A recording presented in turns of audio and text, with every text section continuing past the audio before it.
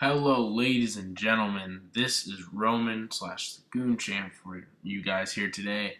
And I apologize if I come off as extremely tired when I am recording this half-hour long video, because I guarantee it'll be a half-hour long video. It is 5:46 in the morning. I've been up all night watching this movie live stream. I've been like, I need to make a YouTube video about me talking about my favorite movies from 2013. And as you can see already, I have the Lone Ranger in this, but it's not in my top 5. It was in my honorable mentions list. Don't go away. Don't click that X button. Just hear me out and listen. And I guarantee you, it may open your eyes a little bit to some movies that you may thought have sucked, some movies you liked that I thought were bad. And we'll just see how it goes. All right, I've tried to do this before, did not record my audio, so here we go again. It's been trying this all night long. 5:47 in the morning. Here we go. So I'm going to start my honorable mentions list. This is my video about the top 5 favorite movies of 2013. I'm going to do a series of videos where I talk about my top 5 this, top 5 that, trilogies, sagas, most anticipated. Now, my honorable mention, I have 3 of them, is Lone Ranger. A lot of people hated this movie. People hated it and hated it and hated it, and I actually liked it. I went to go see it with my brother, my cousin, my dad, and my other younger brother, and I really did like it. I enjoyed it. I thought Armie Hammer did a very good job in playing. Why can I not think of the character right now? The Lone Ranger. Duh, it's right there in the title. I thought Johnny Depp, as you can see on screen, was absolutely phenomenal as Tonto. People didn't like his performance because they had to keep going back to the little. And I forgot to tell you guys, I'm going to be giving away some spoilers just to get my point across. And throughout most of this video, so if you don't like spoilers, back out. If you've never seen the movie, back out. But you should go see this movie. Spoilers alert. Anyways, moving on. The people bashed it because they kept going back from Johnny Depp to the kid and the older Tonto talking, but I really liked that. It kind of gave an insight to where it was, and it was kind of the storytelling aspect of it. And I really liked it. I thought they did a great job of doing that. I don't know why people bashed it for that reason, but it was a Tonto story, but also a Lone Ranger story. Because the story is mainly about Tonto. Even when he was a little kid, back at his camp, he had basically sold his family out, said that there was silver all around, and these people, these 2 guys who ended up being the main antagonists in the film, I cannot think of their names right now, but they had killed basically his entire tribe, his family, and it's basically about Tonto kind of redeeming himself, quote unquote, and the story of Tonto and him gradually moving along, trying to find the one that saves everyone from these 2 guys that he did sell his tribe out to. And I thought they did a very good job of it. It was very underrated. I like long movies. This movie was 2.5 hours long. Maybe it was a little bit too long, but I really did like it. It was a fun movie. I enjoyed it. And most of the movies I have on this list were either fun, maybe besides one of them, but I thought I'd put it on the list because people would hate me if I didn't put it on the list. But I thought it was a fun movie. I liked it. It was kind of a little bit refreshing to me instead of, going to see that constant superhero film. I'm not complaining. I love superhero movies. Not going to see that constant cartoon movie. Not gonna lie, I love cartoon movies. And it wasn't like this huge drama film. And it was pretty much a mix of everything, and I loved it. I thought it was a really good movie. It's an honorable mention. Definitely top 10 of last year. And trust me, I have not seen movies like Fruitvale Station with Michael B. Jordan, which I heard was phenomenal. I did not see The Butler. I did not see, what else did I not see? I did not see Saving Mr. Banks. I did not also see 12 Years a Slave, which I heard was absolutely phenomenal. But another movie I'd like to add to this list that I will not talk about in this video was Olympus Has Fallen. Olympus Has Fallen was really good. It was like a Die Hard movie, and I did not see White House Down. But Olympus Has Fallen is definitely an honorable mention. But yeah, right now I have Lone Ranger as an honorable mention, and White House Down, which I'm not going to talk about too much because I can go on forever about that movie. Next up, coming up here in a second or two, is Despicable Me 2. Now you may be asking, you're a teenager, what are you thinking? You don't watch kid movies. I've watched every Toy Story. I've seen The Incredibles thousands of times. When I was younger, I'd watch the princess movies with my sisters. Don't worry, I'm completely straight. I like girls. I have a girlfriend. So you can take that out of the question. But Despicable Me 2, I actually watched this movie with my girlfriend. It was a really fun movie. It had a little bit of laughs in there. It wasn't like the ha ha ha laughs. but I definitely really enjoyed this movie. It's just a fun movie where you can sit down and just, kind of enjoy it. I mean, I really liked the first one.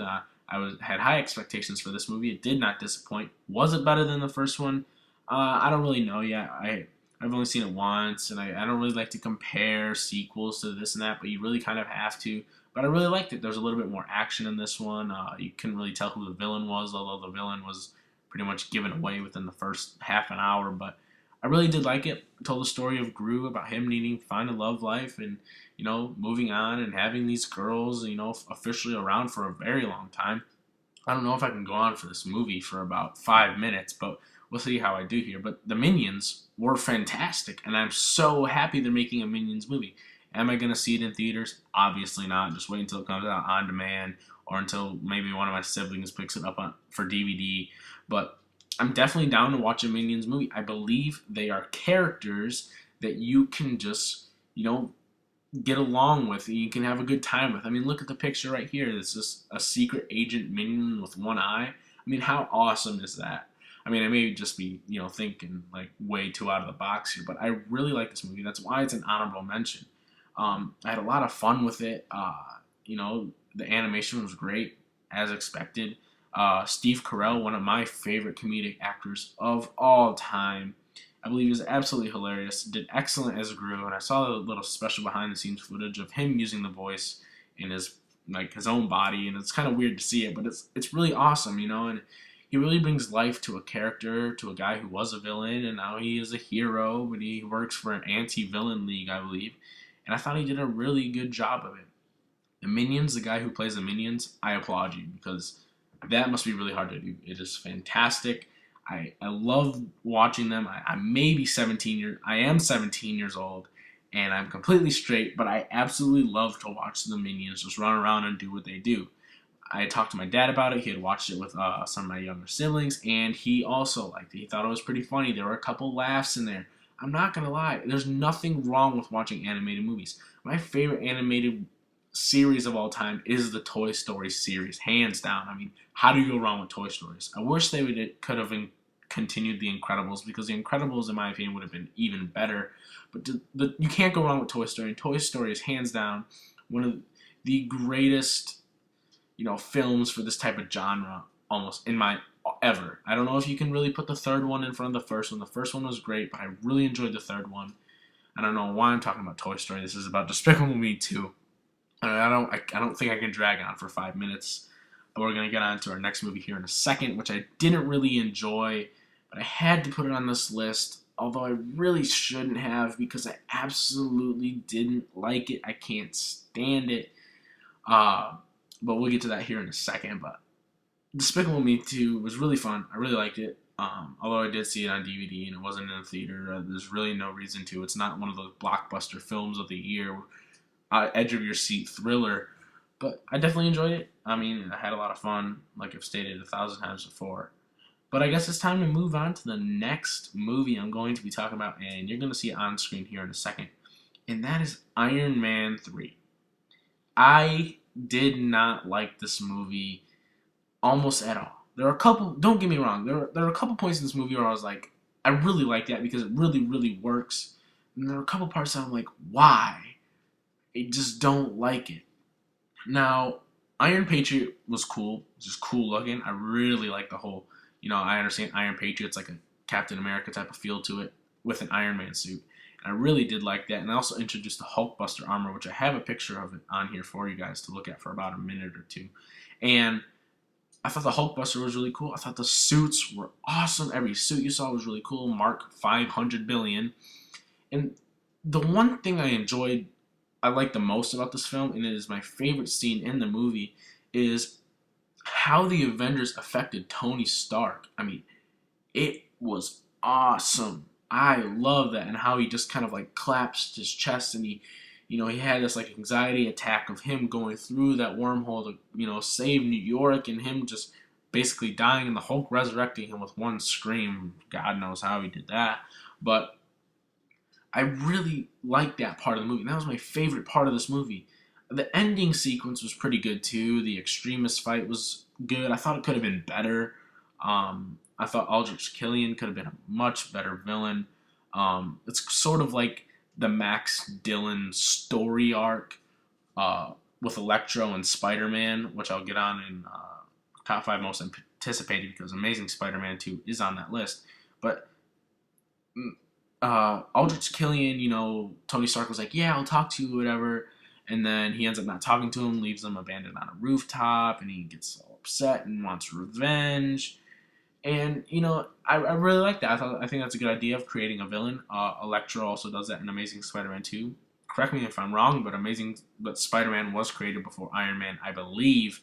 So I guess it was kind of rip off of the whole Max Dillon idea because he looked up to Spider-Man. Spider-Man kind of shuns him away. I believe that's how it goes, and yeah, it just kind of works.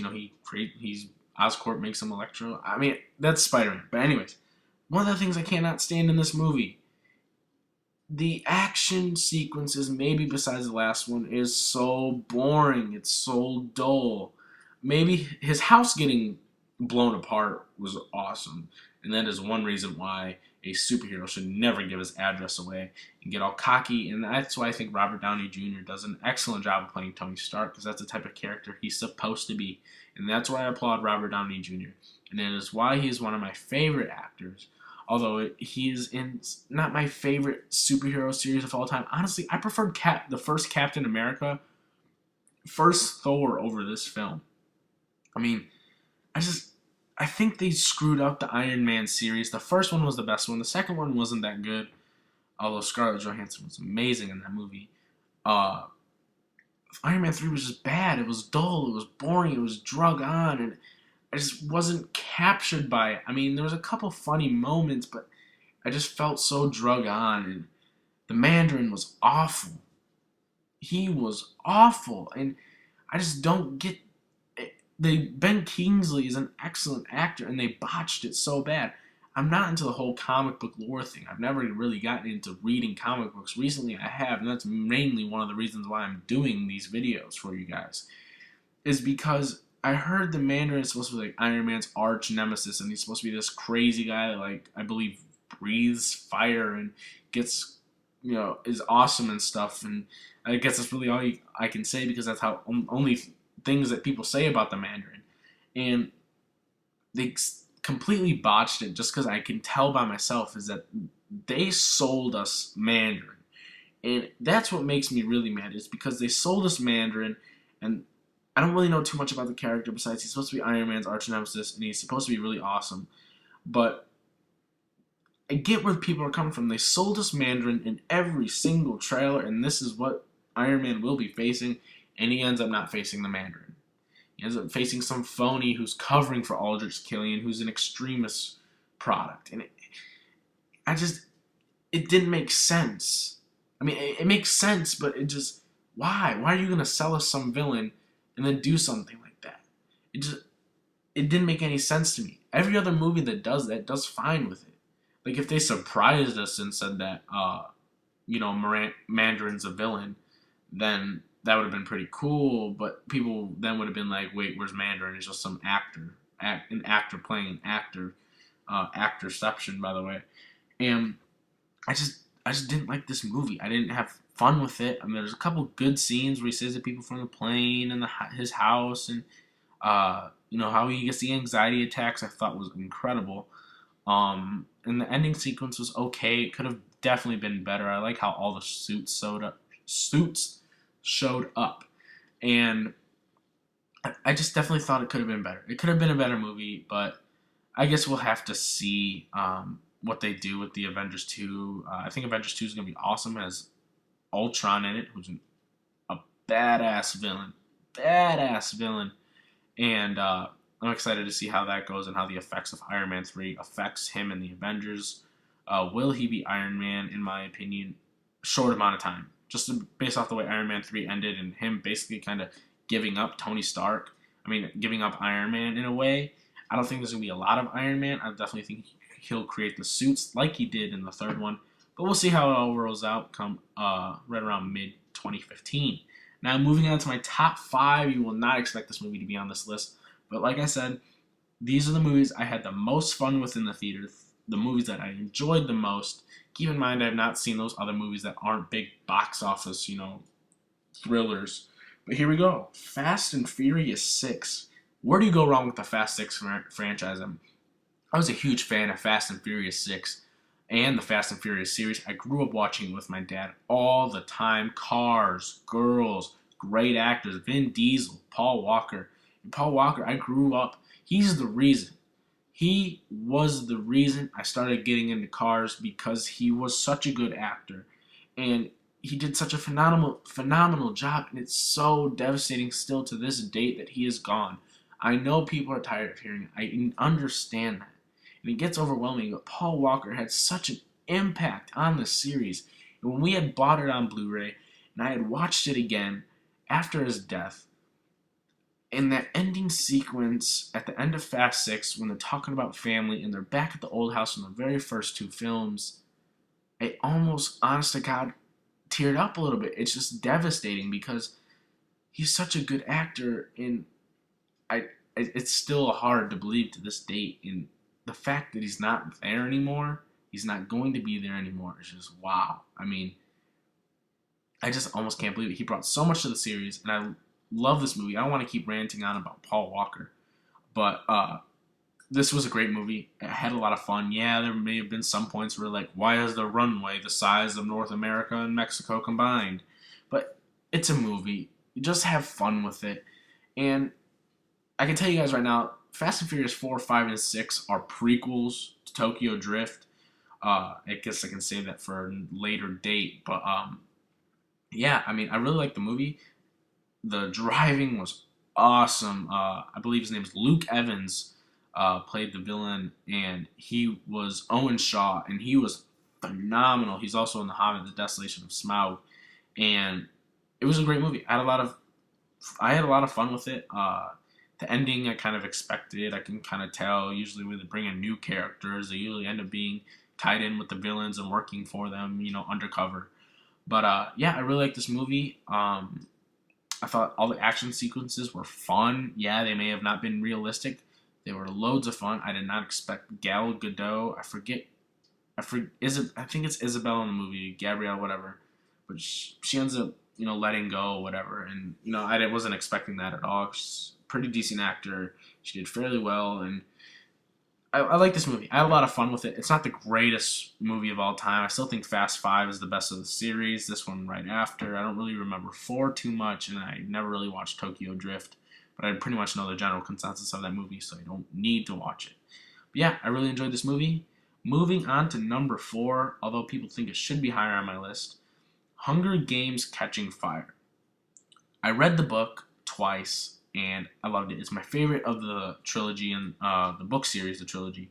And although the movies are being made into 4 parts, start with Hunger Games, then Catching Fire, Mockingjay Part 1, and Mockingjay Part 2. But I really liked this movie. Loads of fun. I was definitely had high expectations because I had read the book, and the book was phenomenal. And Jennifer Lawrence is perfect as Katniss Everdeen. Josh Hutcherson is perfect as Peeta. I forget the name of the actor who plays Finnick, and I forget the name of the actress who plays Johanna, but they are so very good. The girl they got for Ebenaria on the girl second to the right, that nailed her with the teeth and everything. It was a really fun movie. I really liked it. I wish they could have stayed in the arena longer. I just felt as if they should have gone through the clock one more time as a group to experience everything. I thought that would have been a little bit more emotional. You get a little bit more attached to the characters. But the movie, I believe, was 2 hours and 20 minutes, but it definitely did not feel about that long. It felt super fast-paced. The pacing was excellent. You kind of went into the theater and then you were out. Then again, it may have been different for some people. My brother, who had never read the book, he had gone to see it, and he said that he loved it. It was phenomenal. He liked everything about it, and it felt slow to him in some ways. But I enjoyed it. It was fast-paced, and it's probably because I was expecting everything and I knew what was coming. That's what kind of sucks about reading the books first. And that's why I don't read the Walking Dead comics, because I want to be surprised when I watch the Walking Dead show. Once again, we'll save that for a later date in a future video. But yeah, I enjoyed this movie. Jennifer Lawrence is freaking on fire all the time. No pun intended. But yeah, every actor they choose for these movies is awesome. Elizabeth Banks as Effie, perfect. Woody Harrelson, one of the most underrated actors probably of this, past couple years. Is very, very, very, very, very good as Haymitch, and he's very strong, and it's perfect. Even going down to Katniss's sister, I cannot Primrose. There we go. She's very good too. Mom, good. Liam Hemsworth, perfect as Gale. Dr. Snow, not Dr. Snow. Why did I say Dr. Snow? President Snow. It's perfect. I mean, every actor they choose is good. I'm not super pumped for Mockingjay Part 1 because the first half of the Mockingjay book is not very good at all, but the second half, Part 2, coming out in 2015, I'm completely excited for. The last half of the book in Mockingjay is so freaking good, and I'm so excited. Not too excited for Mockingjay Part 1.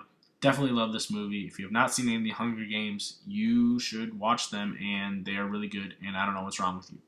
Moving on to number 3, one of my top 5 favorite movies of all time, Prisoners. You may be surprised at this choice. I freaking love this movie. This movie is so good. So good. It was original in a lot of ways. You weren't expecting anything. There wasn't much told in the trailers besides the fact this guy's daughters get stolen and they don't know where they are. Jake Gyllenhaal delivers a powerful performance. Hugh Jackman delivers an excellent performance that is on point, and I thought it was so good. It was an emotional roller coaster for me. Yeah, there's not loads of action with this complete fight scenes, but there's plenty of torture scenes, to kind of keep the action there. There's emotional scenes. There's not really a love story, but for the love of his daughters, he's willing to do anything it takes to find them. And I'm not even a father, and I love this movie. Jake Gyllenhaal is one of my favorite actors. He was perfect in End of Watch, one of my favorite movies of all time as well. Prisoners, he was also excellent in as Detective Loki. He has never not solved a case. And then Hugh Jackman, always good. Wolverine, that's what we're most known him for. Comes in and plays perfect role. I love this movie. I've never seen an audience or never been in an experience where the audience is so involved in the film. I've seen it on opening weekend. Not a lot of people had been there. These people I were with, I was with my girlfriend and gotten excellent seats, and we were with people who were like in their 50s and 40s, early 60s. I mean, the audience wasn't like supposed to be its intended target, maybe the 20s, but I mean, I've never seen such people involved in a film. When they figured out where the daughters really were and who they were with, no one expected it. The whole film where everyone was like, it's the priest. We haven't seen the person who's taken him. It's the guy who's originally in the RV. It's, the guy who had the snakes in the bucket. How did he even get the clothes? People were involved, and I kept hearing throughout the theater at the time was, what? How? No way. Oh my goodness. And it was an emotional roller coaster, and I loved it. I've never experienced something like that in a theater. The theater wasn't really full, but I love this movie. I felt powerful performances from every single actor, and I wish this movie was up for grabs for more Academy Awards. But this year it's such a strong year in other movies I have not seen. But I definitely recommend this movie, and if you have not seen it, give it a chance. Definitely worth to watch twice. I've watched it twice already, and it is excellent. It is an excellent movie. Excellent. Moving on to number 2. Where do you go wrong when you put Bilbo Baggins from the Shire with, 9 dwarves and an awesome Gandalf, of course, as always. But The Hobbit, The Desolation of Smaug, better than the first one. Definitely better than the first one. The first one was more of just kind of like a walking movie with a few action scenes here and there. The Gollum scene with Bilbo was perfect, on point. Definitely one of my favorite scenes from the LOTR universe. Do I think The Hobbits are better than any of the Lord of the Rings? No.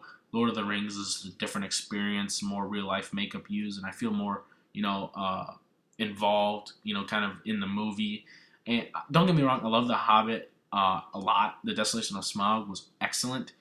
And Smaug, voiced by Benedict Cumberbatch, has to go down in history as one of the greatest voice acting performances in the history of the universe in filming, sci-fi, genre, fantasy, whatever.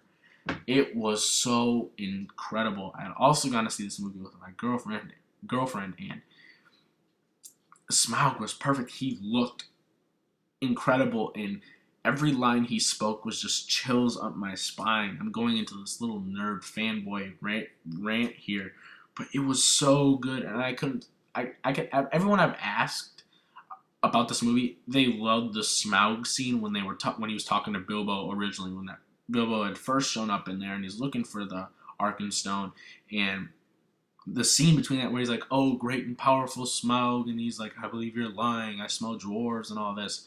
It was excellent, and it was on point. My favorite scene in the movie, hands down. Maybe after the barrel scene, although the barrel scene was very unrealistic, it was definitely very fun to watch, and you're kind of like, "What?" and then you're kind of like laughing. But I definitely love this movie. Powerful performances from absolutely everyone. Martin Freeman is amazing as Bilbo, I have to tell you. It is excellent. Ian McKellen never goes wrong anywhere with Gandalf. But I definitely love this movie. And they left us on in my opinion, one of the biggest cliffhanger endings in a long time. Prisoners had a really good cliffhanger ending I wish I could have gotten to. But they left, they fight the dragon, in the mountain. And then also he turns gold, and you're like, oh my god, he's gold! How awesome! And then he flies out, and he's going towards Lake Town. He's like, you will experience death. And all of a sudden, Bilbo's just looking over the rock. And it kind of surprised me. He's like, what have we done? And it just stops, and it ends abruptly. I wasn't expecting it. It was definitely a cliffhanger ending. It made me want more, but I have to wait a whole nother year for it.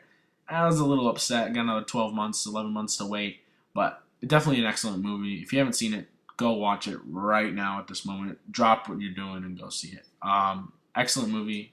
Definitely excited for the third one there and back again. Should be better than the Desolation of Smaug.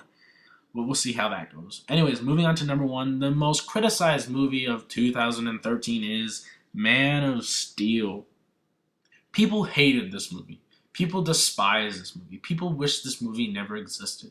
People wish this movie would burn in hell. People wish every bad thing to this movie, and I don't understand it because I absolutely love this movie. And honestly, it's one of my favorite movies of all time. Top 10, top 20 maybe, top 15. Why?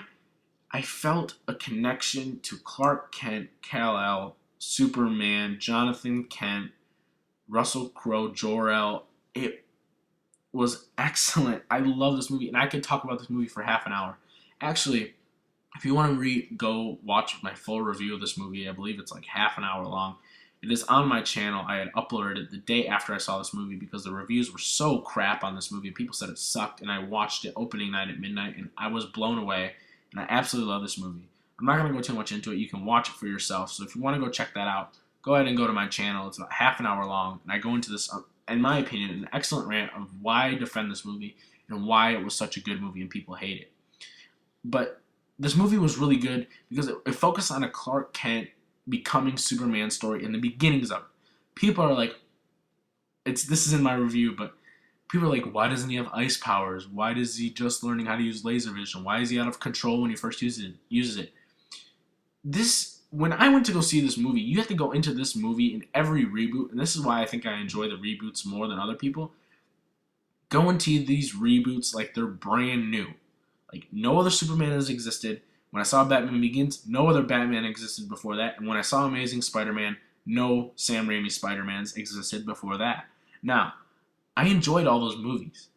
I enjoyed Superman the most because I felt connected in every way possible to this character. Henry Cavill delivered a powerful performance as Superman, and I absolutely loved it. Kevin Costner delivered a very strong performance as Jonathan Kent, although some people didn't really like it, but I thought it was great. Especially the scene when, after he saves the bus and, this kid's mom is all freaking out and stuff, and he talks to him, and he's like, you really shouldn't have saved him. And he's like, what am I supposed to do? Let him die? And he's like, yeah, maybe. And then all of a sudden he's like, brings him to the farm and shows him the pod he arrived in, and he's like, you're the answer to are we alone in this universe? And then he's like, who's my real dad? Are you even my father? And he's like, you are my son, and kind of tears up a little bit. And it was so powerful, that connection, showing how much he loved this kid, although it wasn't even his. It was so good. And the connection between everyone was phenomenal. Henry Cavill, great. Kevin Costner, great. Um, I cannot think of the guy who played General Zod right now. Oh, Shannon. Michael Shannon. Sorry, Michael Shannon played General Zod, and he was phenomenal. Perfect. When he delivered the line, "I will find him" at the beginning of the movie on Krypton, and he's talking to Superman's mom. I thought that was. It gave me chills. He's like, "I will find him," and I was like, "Oh my god, he's so good." I can already tell he's gonna be perfect. I cannot think of the actress who played Feora. I am extremely sorry, but the actress who played Feora was freaking good, just as good as everyone else in that film. She really, really almost stole the show.